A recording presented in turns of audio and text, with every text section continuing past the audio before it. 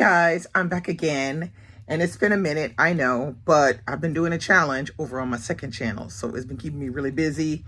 I've been reading though, so I am back to do my June wrap up. Okay, so in June I read 4 books. I mean, it was kind of all over the place, but okay, let me just talk about it. Okay, so the first book that I read was this one right here, which is called Passion Tide. This is by Monique Ruffy, and I read this for the Caribathon that is put on and hosted by Peter over at ComfyCozyUp and Karen at Runwright Reads. This book has redeemed Monique Ruffy for me. I thought this book was very, very good. It kept me very, I was into that story. I was into these characters. I was feeling the Caribbean. It had everything going for it. So let's set the scene. This is an island that is unnamed. I think she did it on purpose. And on this particular island, there are foreigners that go to the island to do play steel drums. And there's like a carnival kind of thing going on, festival, and a lot of foreigners have shown up on the island.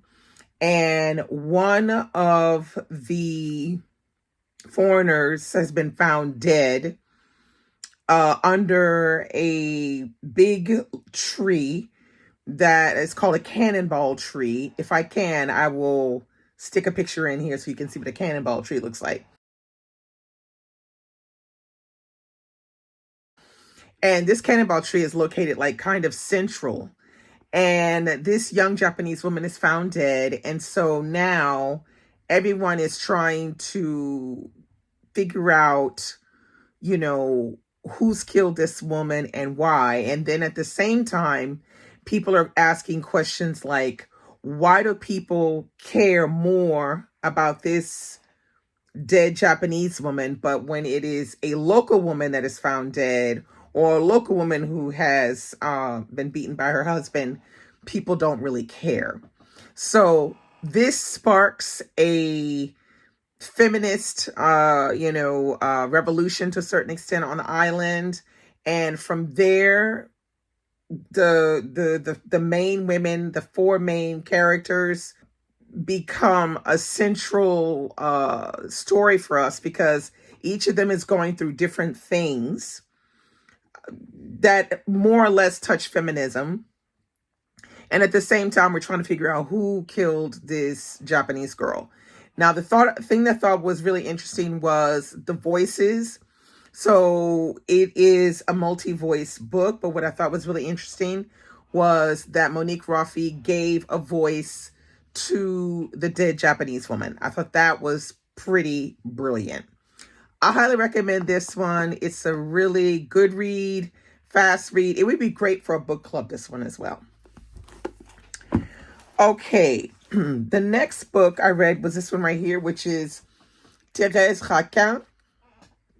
And this is the French book that I read the month of June with Anna. Anna and I are reading a French book a month. And so we decided to pick up this classic right here, Thérèse Raquin. So this book is very interesting as well. This one, 5 stars. So good. Oh my gosh. So we have Thérèse Raquin.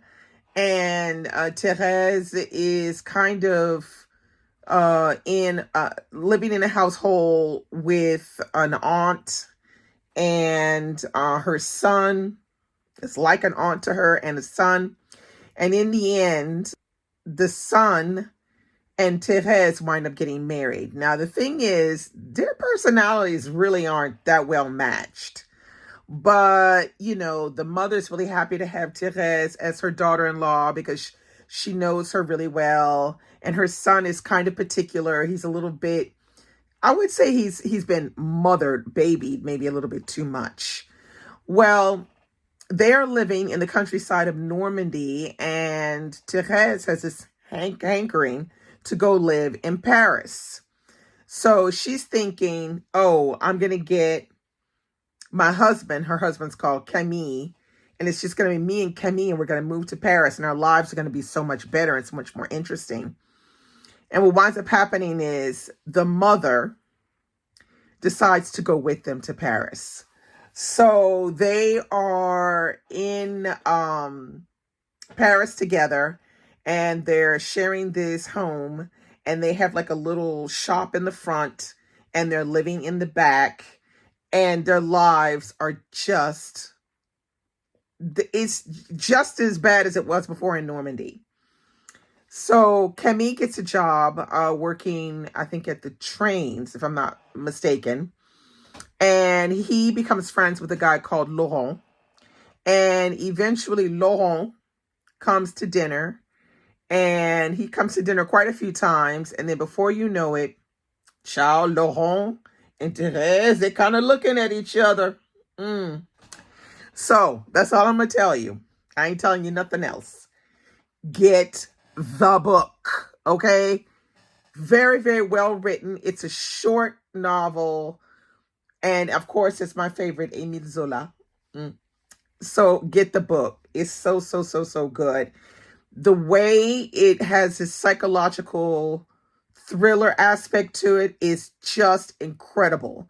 It keeps you gripped, like, you just gripped this book.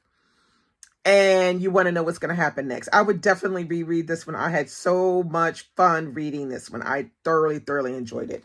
My 5-star read of the month. Okay, the next book I did a review on, and that's called 50 Words for Rain. This is by Asha Lemme. Now, I did not enjoy this book. If you want to know why, you can just go over and get the details. I did a review of it. But this is a book about a young Japanese girl who's maybe about, I don't know, maybe 6 years old or something. And her mother drops her off in front of the gates of her grandparents' palace. And from there, Nori, the main character, is living in the attic of her grandparents and having to be subjected to, baths to lighten her skin and, to be basically separate from everybody else in the household. This book I did not like because, one, it was giving me YA vibes. 2, nobody can have this much bad luck. Okay.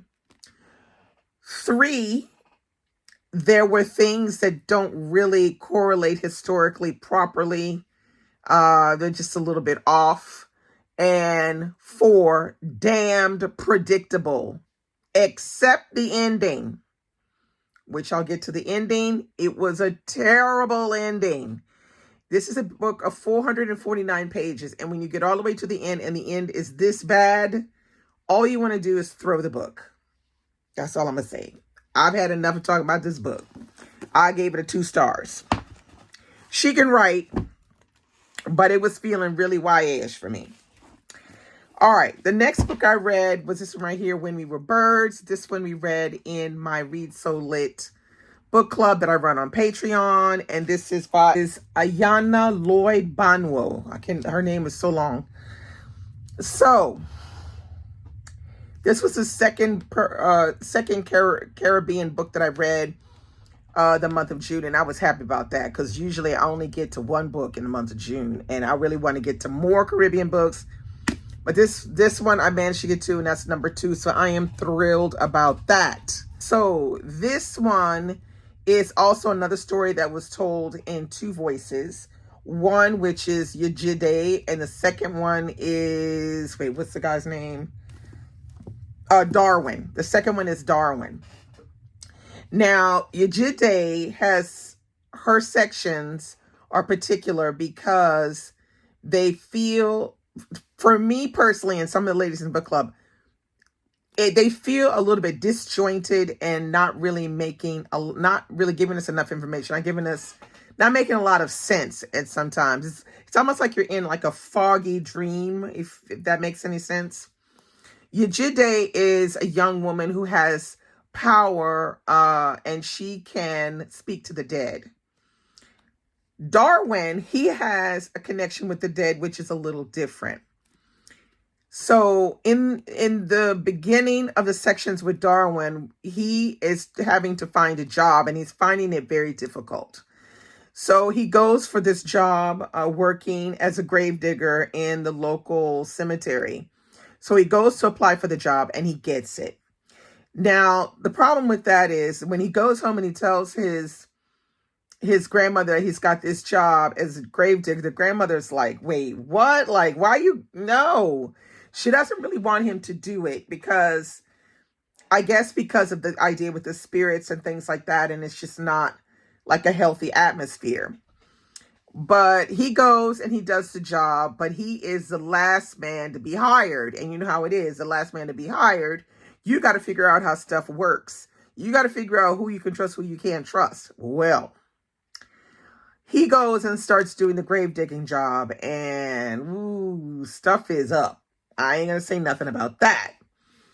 At the same time, we have Yejide. She's going through a lot of upheaval battles with her mother, who has been in some kind of, I don't know, off trance where she wants nothing to do with her daughter, doesn't want to mentor her through her, her gift of being able to talk to the dead.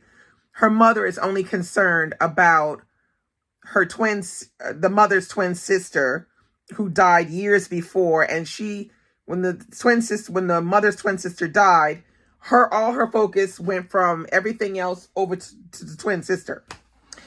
So we have a book that's a little disjointed, and it feels like you're reading two different books at times. Okay, most times. It feels like you're reading two books because the Yejide sections, feel like some kind of magical realism fog that you're in. A lot of things don't really make sense. You're just having to piece things together. We pieced more things together as a group, but there was still things that we just did not connect with.